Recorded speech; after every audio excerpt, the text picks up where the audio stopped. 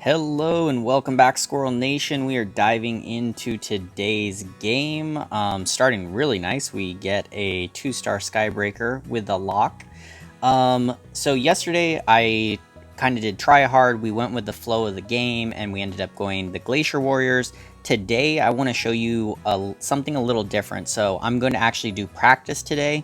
And what I do when I practice is I focus on one team composition and I force it. The reason I do this is because it lets me figure out what's the best economic strategy, what's the best item placement, what's the best formation. And so today that's what we're going to do. And the team comp that I'm going to use, or I'm going to try to show everybody, is going to be Feather Hunters. I think this is very good. There are multiple ways right now to run hunters. You can run them with a druid frontline. You can run them with a warrior frontline.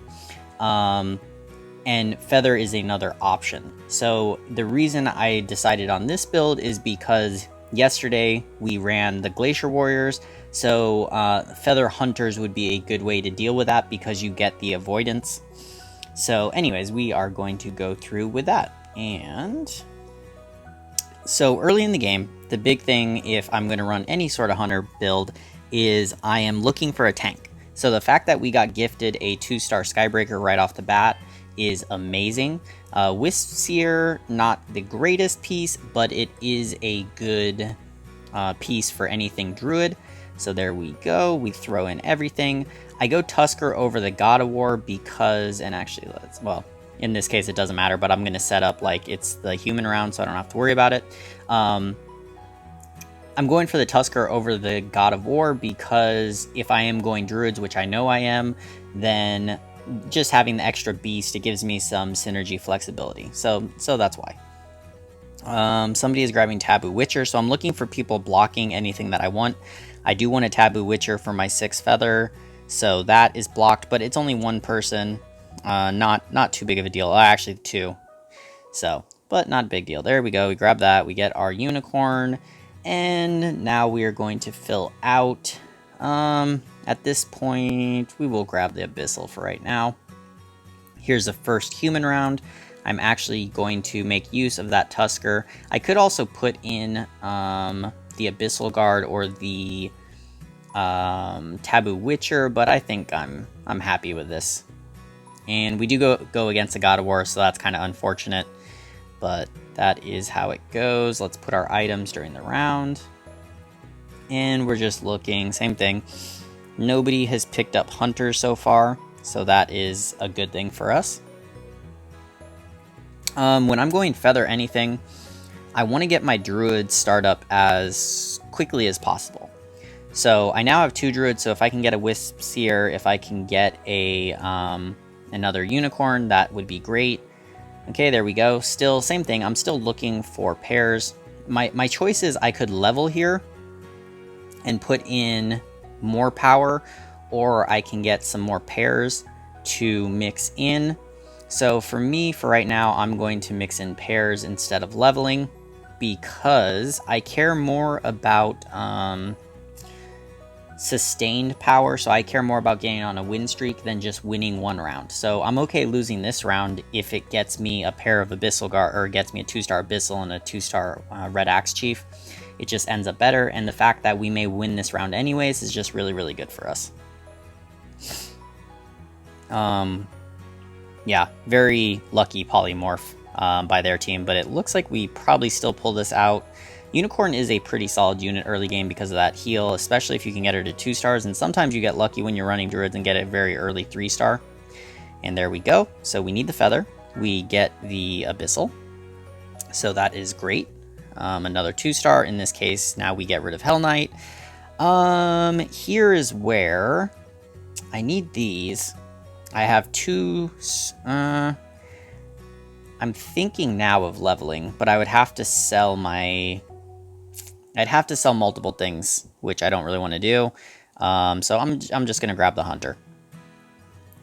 So the Hell Knight I'm okay selling, but I still wouldn't need to sell a 1 cost. I don't want to get rid of a pair, and all the stuff to the left of the board is things that I need, so that's why I opted not to do it. My Unicorn does get her heal off, which is good. this is potential. Unfortunately, I went for the source first, but it looks like we'll still pull it off. Skybreaker early game is just a beast, so that is awesome. Yep, and we are beating those people. So that is good. Obviously, anytime you can get on win streak, that's great. Very nice. So Taboo Witcher, I'm very, very happy to get right there because, like we were saying, is I know, and actually let me adjust my position. I knew that Taboo Witcher was something I was contested, but I do need it for my 6th feather, so it's very nice that we got a 2-star there. Formation-wise, I'm happy with this. Because if they're to the left, my Taboo Witcher, I want him to engage secondary engager. So watch, he'll flank, and he'll come up, and he's not taking aggro, and he gets on to their 2-star Skybreaker, so that's really good for me. So I'm happy with that position. Tusker, I don't really care, he's there to sacrifice, and yeah, see, the Taboo Witcher shut down Skybreaker alt, shut down the Soulbreaker alt. I mean, that's GG for any Goblin player. So that is great, and I'm going to try to talk more consciously about items, positioning, counters. So another thing I'd like to point out there is that Taboo Witcher is an outstanding counter for mech players. So Goblin players, because Goblins rely heavily on alts. I'm tempted to pick up the Ripper and the Swordsman. The Swordsman especially because I have a bunch of the Cave Clan and I can kind of ride them early game. But that, and so I can level here, which is good for Druids because I want to hit my 3-cost Druids, my Trent Protect, or sorry, Warpwood Sage, etc. So yeah, I think we're just going to do that. I was thinking of selling something to grab the Ripper, but it's okay. We only have one Goblin anyways. I don't have a Soulbreaker, I don't have the Heaven Bomber, so we'll just stay here. And we're really close to 3 warriors, and that synergy is also good. So there we go, we get that synergy right on time. And at this point, I want my main tanks, probably something like this. I'm tempted to give up Beast, but I think we're okay here, actually. So my thinking is I could give up my Beast synergy to put in a Swordsman, but I think the Beast synergy is worth it because we're talking about a 1-star for a 1-star, so. Taboo Witcher, nice, he gets onto the Soulbreaker, so that's good, no ults. He is going to die to 3 different assassins, but my Unicorn does get her ult off. Multiple assassins go down. Taboo, once again, putting him as a backline catcher is a really good thing. And actually, I'm going to get rid of this because I want to econ from here. We're level 6 now. So level 6, we're on a win streak. The Hunter I didn't have close to anything. And for me, I know I want to grab my Druids because we're forcing Feather. So when I'm forcing things, another thing is I'm not going to look at as much at what the enemy's doing because, I mean, I know which direction I'm going. But what I'm looking for in this case is I'm seeing, do I need to force anything, basically? So at this point, I probably will sell the Swordsman after this because, or actually no, this is Golem round, so never mind. We're going to be happy where we are. But I would have sold him if to win, and in this case I will grab the Shadowcrawler. Shadowcrawler is not a part of a 6-hunter feather, okay, so, or sorry, 6 feather hunters.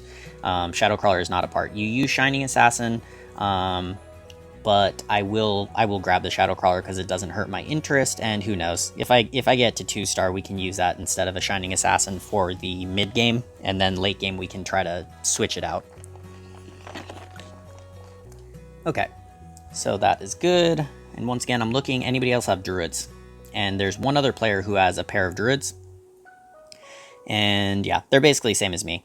They don't have tons of them, so, but I will be in competition with one person. Competition with one team when you're Druids is not a big deal. Okay, so, from here, yeah, I don't really want to switch anything, right? Taboo is better than Wisp Seer. The Unicorn and the Tusk are giving me the Beast, and the Tusk is giving me the Warriors, so I'm basically happy staying where I am right now. Items. Okay, so here's another thing. When you're forcing a build, pre-plan where your items are going, okay? Like, I know for sure I want 1 mana crystal on my Shining Assassin. Like we discussed in my mana guide, Shining Assassin's optimal mana regen is 100% mana, so 1 mana crystal on your Shining Assassin. So that for sure I know I want to have it. If I get another one, where do I want to place them?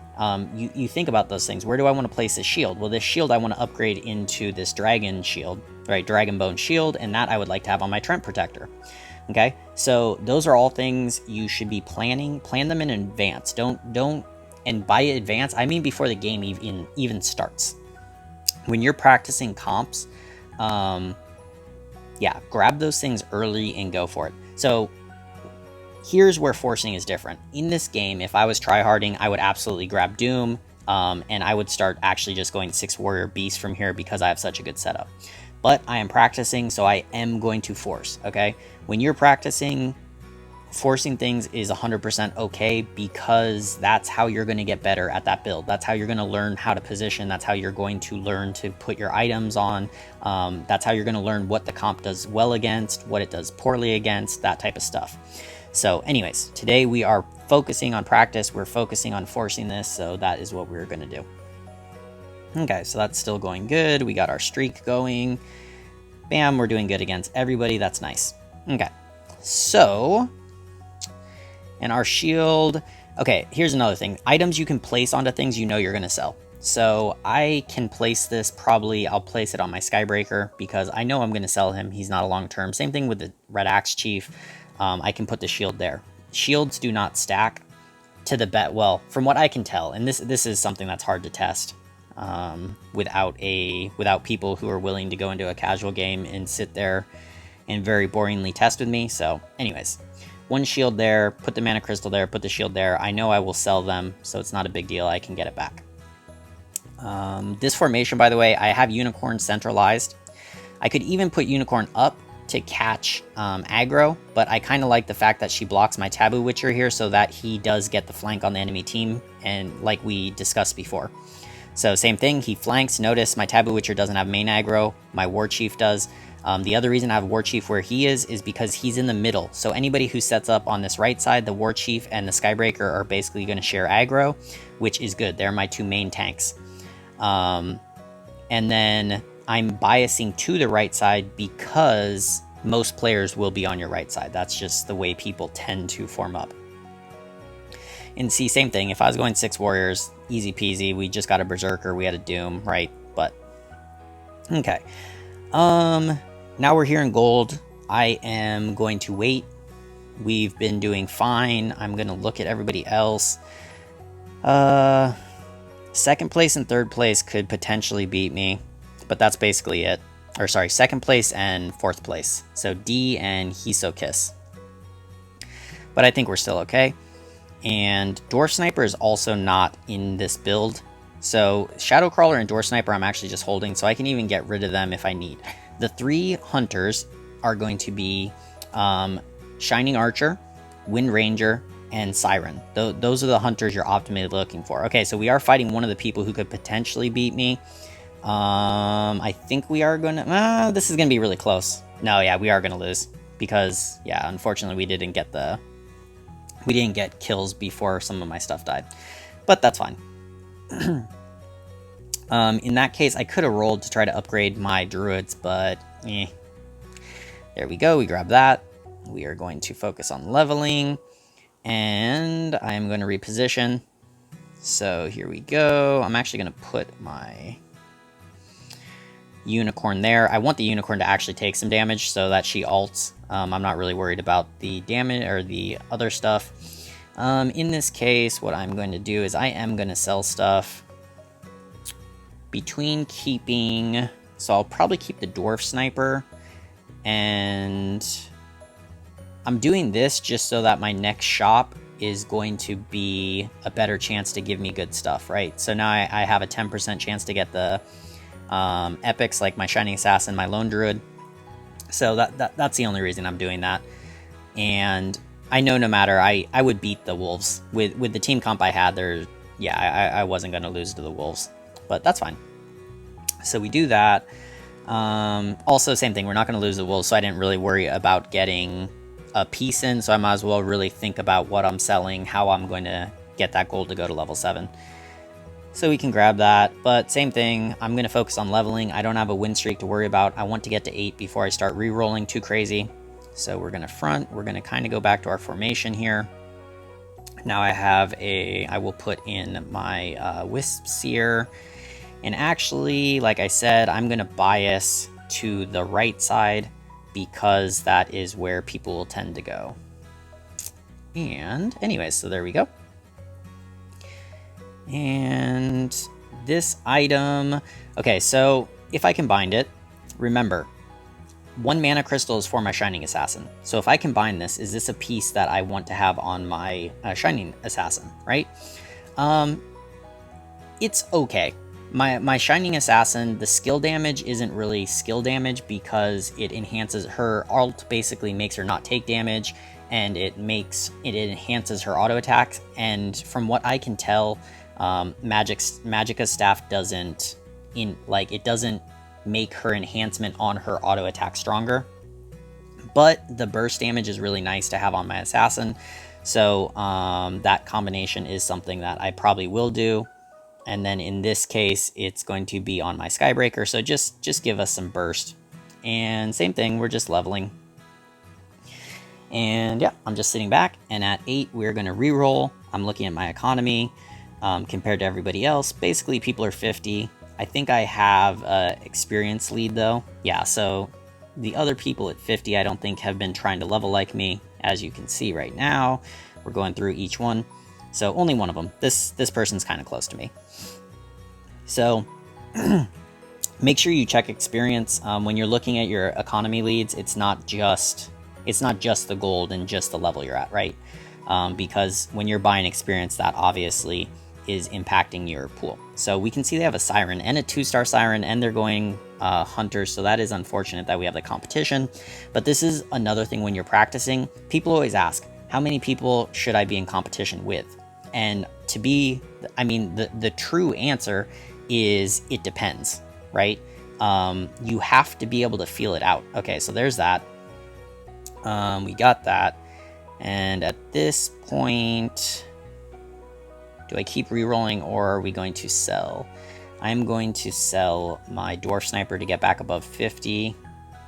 And yeah, we're just gonna re-roll basically. So Lone Druid will get my Unicorn to 3-star. And I want to get Trent Protector, and honestly, I'm just going to get rid of anything that is not going to fit into my build, and we are just going to re-roll from here on. So once again, we have 1 person competing for Marksman. We have 1, 2, 3. So there's a good amount of people going for Druids at this point. If you notice, there's 4 different teams with Druid synergy. I am one of them, but still. So that means that I do probably want to be a little more aggressive in my re-rolling. Boom, boom, boom. That is a beautiful shop. Okay. So now we're starting to get stuff. Now is where you start to switch things out, right? Here we go. I'm going to actually switch kind of into my formation that I want to use. Something like this. We get our Trent Protector out there. And I think we're good with this right now. And we start to get rid of things that we don't need. Okay. And Trent Protector, like I said, I want to get that Dragonbone Shield on him. So let's give him the pieces that he will need to get there. Our Siren, our Wind Ranger, that's great. I am going to get my Wind Ranger in. And I like to not do things panicky, by the way. So there are times when you can be very quick, but every player has a limited amount of focus. And I don't want to make big mistakes, so that's why sometimes I slow things down. It does cost me maybe in the short run or like round by round, but overall, it is much more worth it. There we go, Siren, that's great, and we don't need to force things. So now I'm deciding who am I going to sell. I want to get the items off of Skybreaker because Skybreaker possesses a lot of the stuff I want on other places. So there we go. Now my Shining Assassin has that optimal. So who do I want another Dragonbone Shield on? That's actually going to be my Shining Assassin. So I will put it over there because she's going to be jumping into the enemy team by herself. She's a really good distraction for alts, especially for like the mage alts and stuff like that.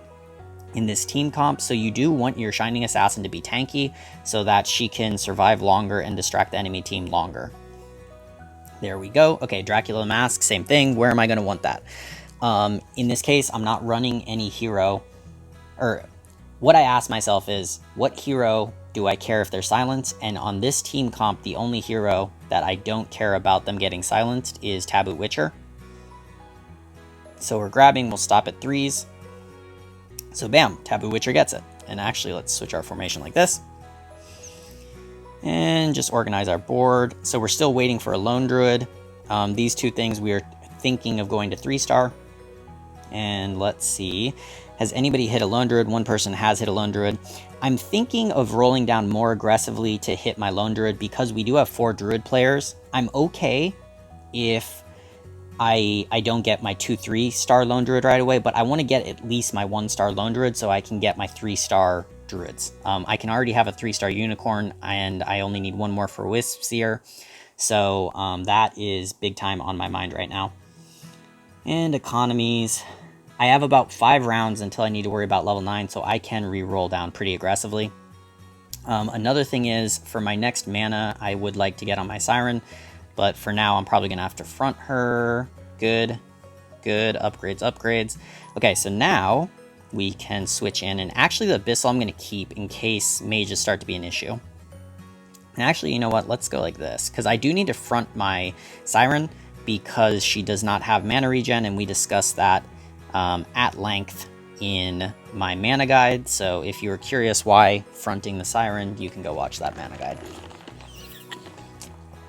Okay, and bam, just in time. We fight a mage, we have our Siren, or we have our Marine synergy, so this will help us a lot. Yeah, look at that. The Thunder Spirit's like nothing. Tickle, tickle. And there we go. And what is that person? That person, okay, that person's last place in the game, so it's not really that big of a deal, but anyways. D looks to be our worry. D is an assassin. What are they gonna go? Oh, D's gonna be in a rough spot. D is not scary. D doesn't have a late game comp really coming together. There we go. Bam. So now we have multiple 3-stars we hit. Beautiful. And now I can worry about, actually, I probably will go to level 9 because the stuff that I need are epics. 4 costs. In this case, I'm thinking of putting in, but I can't put in Unicorn.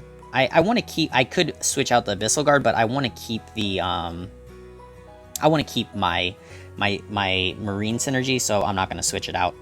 But when I get my Lone Druid also in the game, then I will switch out. So anyways, okay, their Siren gets off alt. My Siren did not get, or no, my Siren already did get off alt when I was talking about something else. So that's good. That's the fronting war. And there we go. We're going to start getting items, which is great. Hopefully we can get some mana regen to get on my Siren. There we go. We do hit the mask as predicted. Good thing we put that item on the Taboo Witcher. So that's, so something people I think underestimate is really be, what is the word I'm looking for? Really be intentional about where you place items. One thing that really affects late game is how intentional you are about your item placement. So the advice I can give is just really be concerned where you're putting items and be thinking about your tier 2 and your tier 3 items. So there we go, that, and so here, now I'll switch him. I put my most valuable unit in the right, the very corner, because it's the safest place. Before, my Wind Ranger was only 1-star, so he wasn't as valuable as my 2-star, but now, with both of my Shining Archer and my Wind Ranger at 2-star, then my Wind Ranger is more valuable to me. And alts like this, beautiful. There we go. And this formation is, this is a good general formation. What I'm using right now. There are times you want to switch it up. If the case comes up, we'll discuss it then. If not, I feel like it's too, me talking about it abstractly is just hard to follow. So when the case happens, like when we're fighting for like top 3, we can talk more about the positioning. But anyways, we're beating first place. That's great. So we're both hunters. They went for the warrior breakdown, or the warrior style. 3 costs I'm not going to worry about. and this is minion round, so we'll wait right here. And okay, so those are queued up to go. What I will be, and here's another thing, I'm using all my time to think. So what is my formation going to look like at level 9? What heroes am I going to have on the board at level 9? So my Siren now has a 1-man item, so I don't necessarily have to front her, but I still might want to, because see, notice there, she takes the first auto attacks, then she loses aggro to the tanks, and she gets off ult really quickly. I mean, it works the same way when I fight the other human players. So that is something. Okay, the club. Now, I already have a Mask of Madness on my Taboo Witcher, so what item am I going to build this into, right? That's my, on top of my mind. There we go, there we go. And I am in no, like, I have nothing that I need to rush for. So in this case, what I'm going to do is I am going to switch up our formation here. I want that. Let's go like this. I'm going to actually move up my, I'm going to move into a box.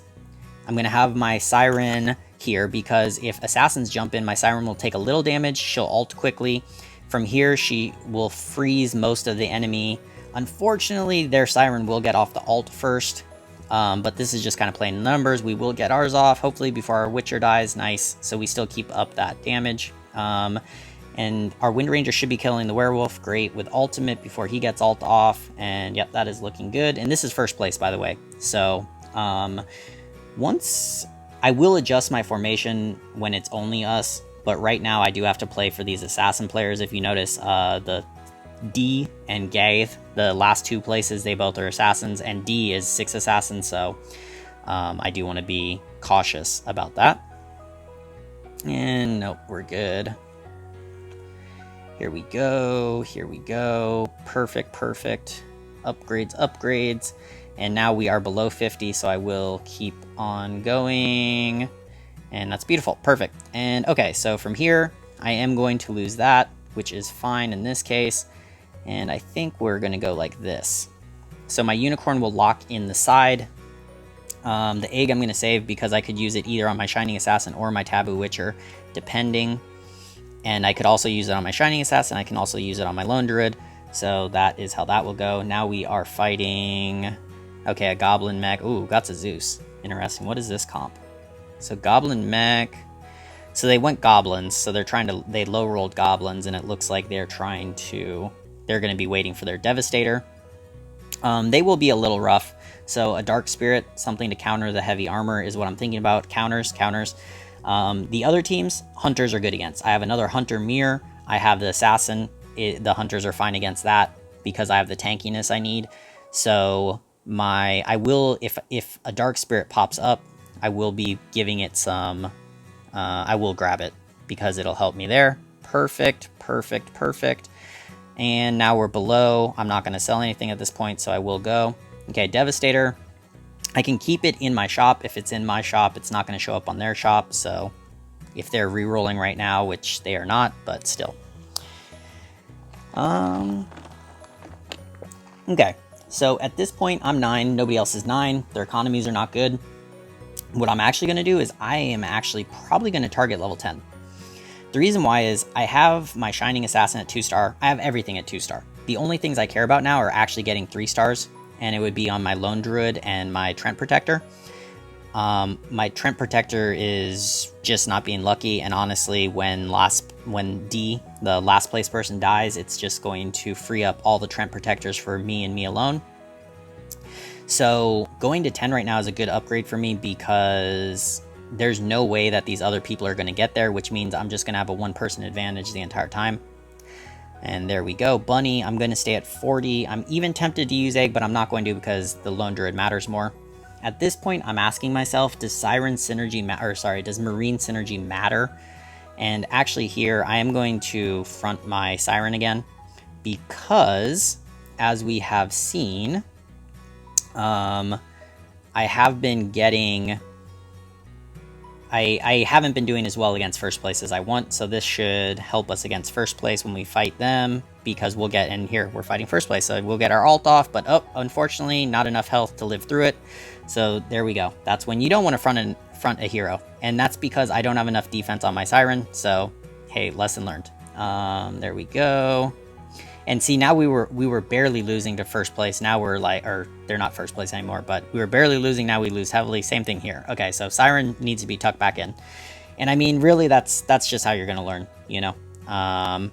My previous formation was better. So, you know, take the bruises and go with it. Here we go, minion round. And on that note, let's switch back to what was doing well by us. Okay, so I have tons of upgrades, and I'm gonna bam, there we go, and we'll sit at the 40, and ideally in 3 rounds I will level to 10, or I can just roll down, get my Lone Druid, get my Trent Protector. This, I was trying to wait for D to die because that just makes it extremely likely for me to hit the things I need to hit. And the fact that I hit my Shining Archer, if you can see the percentages are, everything is the same, but I have a better chance to get my Lone Druid. Okay, and let me focus on giving these. So that is great. CC onto the enemy. Thank you for that. This, I love defense. That is great. And this I will put onto my Shining Archer. And yeah, I'm gonna hold because I am gonna level, and yeah, after we level, we'll re-roll down. This is questionable. There's times it's good, there's times it's bad. I have enough health to make it work, and my economy, I need to use my economy as an advantage. I could use it as an advantage to hit my 3 stars, but I think I'm gonna hit my 3 stars no matter what, knock on wood. So in that case, let me get to level 10 first to just guarantee me some power, and then we can worry about it. And see, like, we're having a fine time, and this person's probably dead here unless they get lucky, which it looks like they're getting really lucky. So, okay, those 2 should be dead or very close. No! Oh, retard. Okay, there we go. Good. The Abyssal Crawler. They won't die no matter what. And you can see why I say lucky. Like, I destroyed them from my point of view.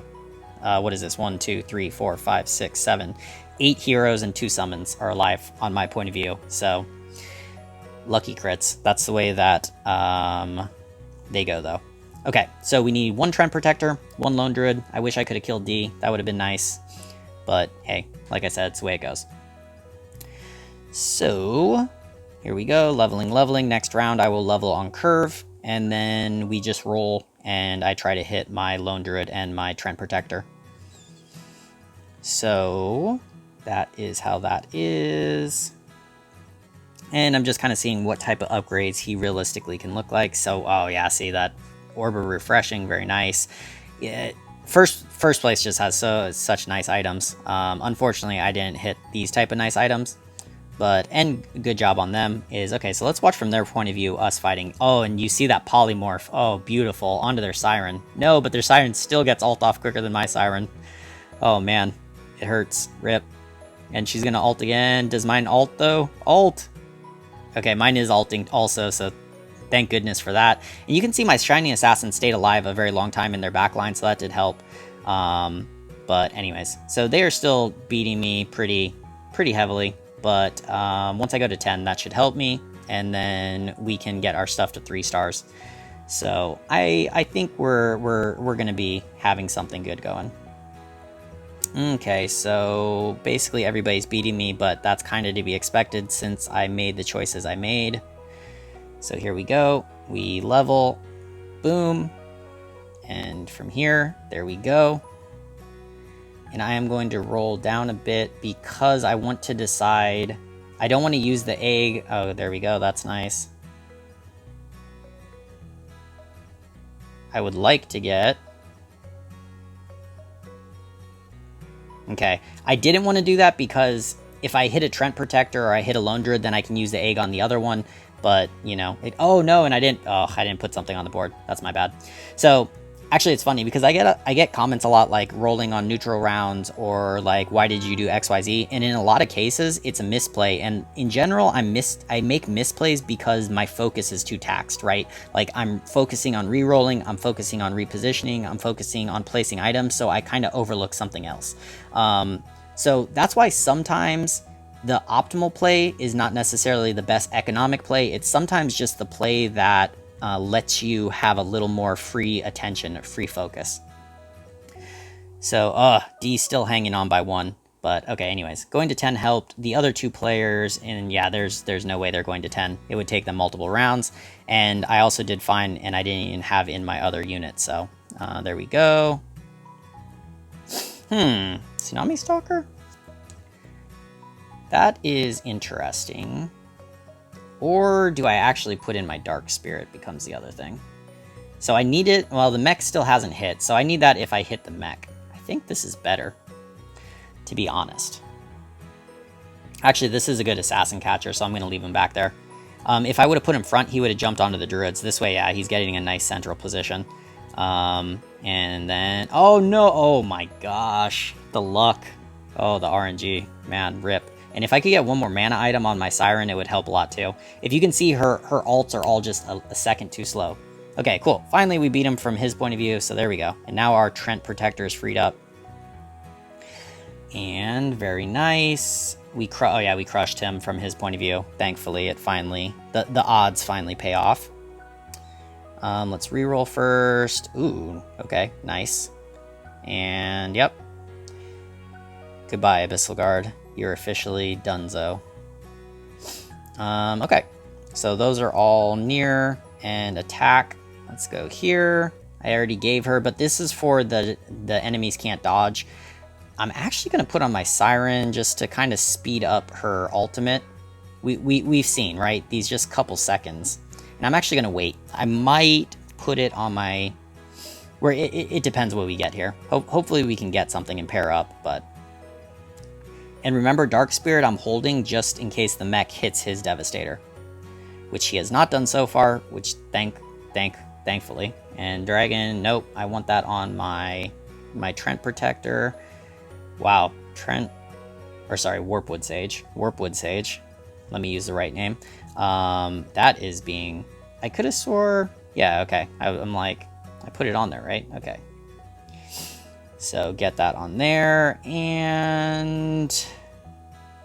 I am going to put it... Yeah, I'm just going to put it on my Shining Archer. Okay, so... I think the 10 carries us. He's going to need 3240. So first place can go to level 10 2 rounds. Or no, it depends. Are they on a win streak? No, they can go to 10 next round. So hopefully we can do some good damage. That's good. We should be beating this person. The problem with first place getting to 10 is they are going to be able to hit their Devastator very likely. And then that Dark Spirit is going to come into play much more heavily. So good, we are getting them. That is good. They have no chance of going to 10 since they're at this point YOLO rolling. There we go. So we are so close to so many upgrades. Come on. Oh, an egg. Nice. Okay, I lock. Dark Spirit I need to keep. We've been over this. So Dark Spirit I need to keep. Those are both one away. And yeah, we're going to keep with this. Formation-wise, I want to keep stuff away. Actually, yeah. Now we're fine. Our position. Opposite corners is fine with us. I should probably watch from their point of view. So my Shining Assassin grabs the attention of Doom and the Soulbreaker, so that's really good for me, right? Their Soulbreaker being on top of my Shining Assassin, who is a tank because of her ultimate, look at how little damage she's taking, is great for me. And if I can get big damage on them before they hit 10, that's great for me. So I guess this player is opting to reroll instead of leveling, so they kind of made the opposite choice of me, so we can see how that plays out for them. But yeah, so they took big hit to their health. And I will be very curious to see if they keep that. There we go. Nice. And I'm going to hold the egg. I'm going to be disciplined and hold the egg. I could use it on my Tsunami Stalker, but if you think, if I switch in the Dark Spirit, who am I switching out? Well, the only things I could switch out would be Shine. Well, no, I can't switch out any Feather. I don't want to switch. I could switch out Unicorn to lose Beast, but it's a 3-star. So... And that actually, that probably is what I would do, to be honest. So in that case, I can use it on the Tsunami Stalker. But if I keep holding the egg, then I could also get a 2-star Dark Spirit, which is really, really going to help me. So for me, I'm playing for the win. That's my mindset at this point. I'm playing for the win. I'm not playing for the second place right now, right? So we're already into second place. We look, and hopefully items. We have had some bad item luck. Bam, see, and again, we're hitting. I can afford to be patient. That's the other thing, right? Keep in mind when you can afford to be patient. So no, I don't want this on Siren. I want this. Here we go. See, and knowing where I put items, knowing that I got those things, that is another big important thing. I'm rolling here because say I would hit them, then I can do that. And anyways, we are going to go with our Tsunami Stalker. And in this case, I want to move my formation because they have a Soul Breaker, which I know has been jumping onto my Shining Assassin. So I don't need to keep, in a box. I want to keep more flattened out. I want to keep, I want to make sure my team engages as quick as possible. That's why I'm switching this formation. And yeah, see, you can see the difference. My Taboo Witcher gets on their front line quicker, right? My Tsunami Stalker ults quicker, all those type of things. So, and yeah, that's the game actually. So I could have watched from their point of view to show you too. But anyways, another back-to-back first places. Yes, it does happen. That is Feather Hunter, as I showed you all. Another thing, sorry, let me take a sip of water, get rid of this. Stuck in my throat. So the other, just ending notes is I want to reiterate to everybody. Practice is important. When you practice, understand where your items are going, understand what positions your team, how to position your team based on what enemies are left in the game, right? So you saw, well, there was another Hunter player. I'm keeping that corner position. My Shining Assassin is off to the opposite side from my main team to grab the attention of enemy frontliners and enemy assassins. And then as soon as the person who I need to be in a box formation is gone, then I'm going to flatten out my formation because I don't need to worry about my squishies getting jumped on. And then I want my front line to engage as quickly as possible, right? Other decisions is re-rolling economic type decisions, okay? So like Feather Hunter, do I want to go to level 9 or do I want to re-roll to get my Druids to 3-star? Do I want to go to level 10? Do I want to re-roll to get my 3-star? Those are the things you need to learn to master a comp. So if you want to master a comp, force it and just repetition, repetition, repetition. That's how you learn. But anyways, I hope you all enjoyed again. Take care, happy ranking, and I will talk to you all tomorrow.